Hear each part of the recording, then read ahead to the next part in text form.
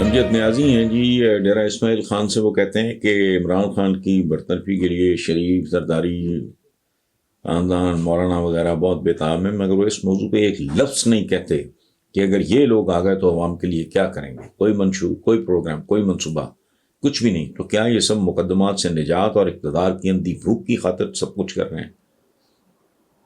अवाम को क्या हासिल होगा? बहुत खूबसूरत, बड़ी पते की अमजद नियाज़ी साहब आपने बात की है। अवाम को कुछ नहीं हासिल होगा। फिर वही बात, जैसी कौम हो वैसे हुक्मरान उन पर मुसल्लत कर दिए जाते हैं। अगर ऐसा होता है तो इसका मतलब है कि कौम ने अभी तक सीखा कुछ नहीं।